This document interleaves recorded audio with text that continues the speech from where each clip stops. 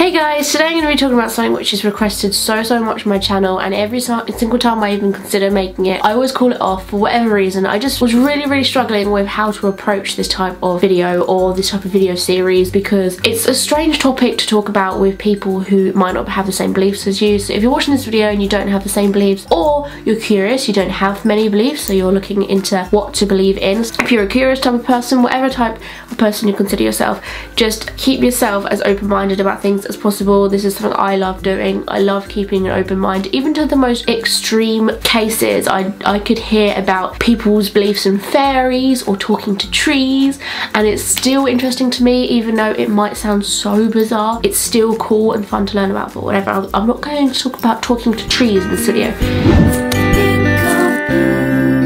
In this video, I'm going to be talking about something which you guys always want to know about, and it's what I believe in and some experiences with the paranormal, or whatever you want to call it. I also struggled with what I can call this video, like my spiritual beliefs or my...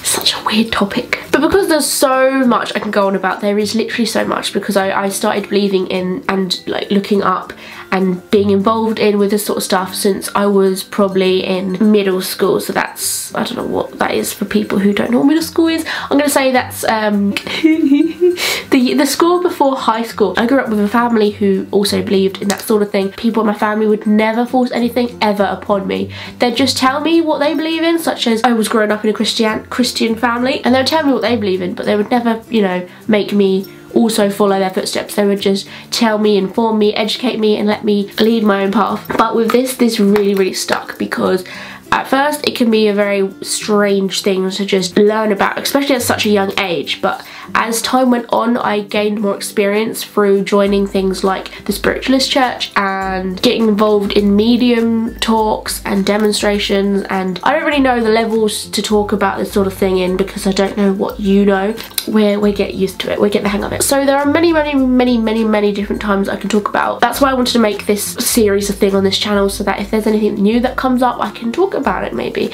But I need to start somewhere, because I'm already nearly 20 years old, so there's a lot of things I can cover. One of the main things I want to talk about is joining the church, and that's because it was like my first involvement and the first kind of thing I did of my own choice to be like, yeah, I believe this and I want to learn it. And it's taught me a lot, actually. The people there are absolutely lovely people. Like going to the Spiritualist Church to me kind of feels like recharging yourself, and some people can look down upon it, which is, I understand. Like, if I'm not for what someone else is doing in their life, then that's not really my business. I just let them get on with it. As long as they're not affecting other people, then that's fine. I feel like people should be the same for people who go to spiritual church, or people who just go to church, or whatever. But I do it because it interests me, and I don't do it every week or all the time, but I do it when I can. And it's interesting to go, because sometimes when you believe in life after death, it kind of makes you think every now and again, am I really believing this just because I'm so petrified about death? I'm so scared about what's going to happen after death,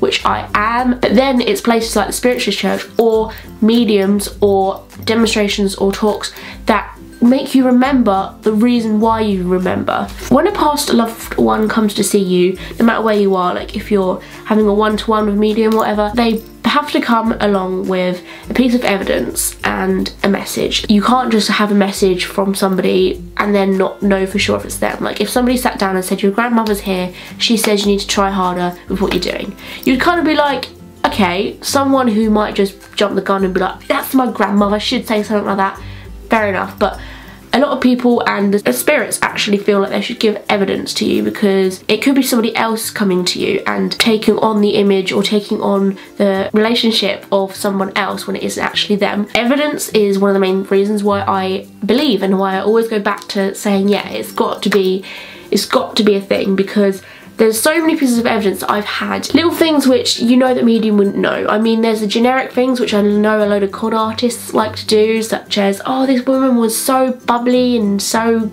crazy and loud, because that psychic looks at your personality and thinks, you're crazy, loud.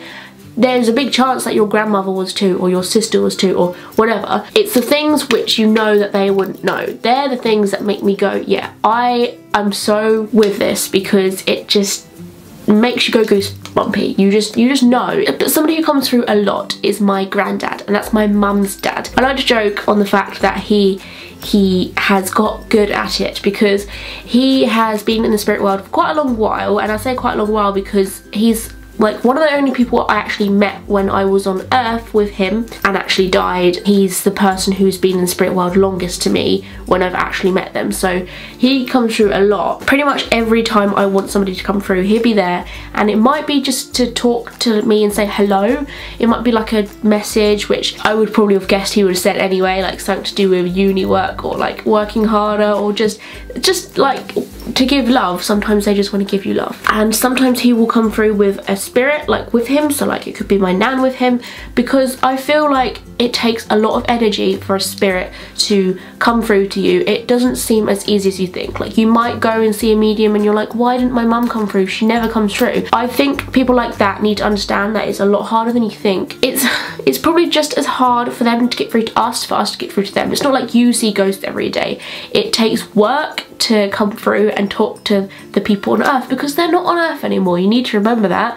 And I feel like I think this because of the fact my granddad comes through with other people. I feel like he helps them, or he's so close and connected to me and my family that perhaps he uses that connection to help other people in our family get through, and he's kind of like our guardian. I really like that, and that really comforts me, because it makes me feel like I can just talk to people when I need them. Like when I'm just sad and upset, I can just be like, Granddad, help me with this. Obviously they can't work miracles, but people forget that actually. They feel like because they're not with a medium, or they're not with someone who's a communicator, which is basically, the medium isn't the person who knows all this stuff, it's the spirit that does. They tell the medium, and they're the communicator, so they're like the receiver. They're your phone. You're using the medium as a phone. Where was I going with that? I can't remember.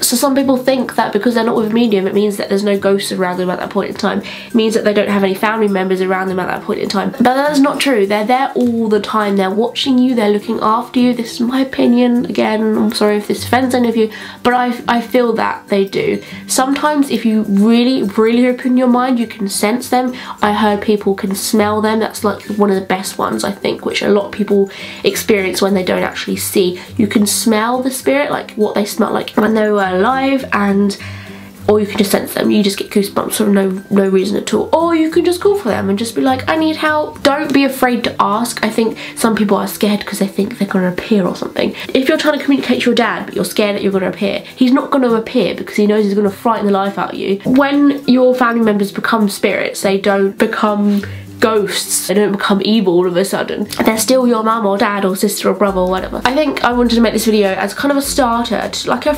refresher, to say that if you don't believe in ghosts, or you aren't sure, are open-minded but you don't believe, or perhaps you believe in guardian angels. I know that everybody has a guide. I believe that I have a guide.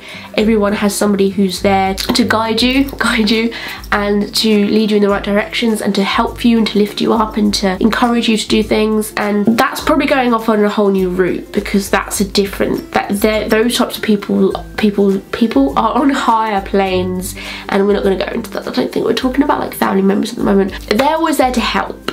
And even if you don't believe, and maybe you pray instead, you pray to God or something, try talking to a past one. Even if it's looking at a photo and you're actually in your mind talking to what they were when they were alive, that's fine. And sometimes I don't. Sometimes I'm like, this is silly. Why am I believing? Why am I putting so much effort into the afterlife when I'm the one alive here? I should be putting all my effort into now, living, and I'm so fussed with the afterlife. I should be appreciating the people who are alive with me now than the ones who have gone. Then I go and get a message from my granddad, and the woman says something to me like, oh, he was a boyish type. He loved trains, he had models, he liked tools, and he loved his food. He was a boyish type. They'd give his height, they'd give his looks, they would give your relationship with him, they would give the people you're with's relationship with him, and then his same sort of humour would come through, the same sort of things he would say. My nan could come through,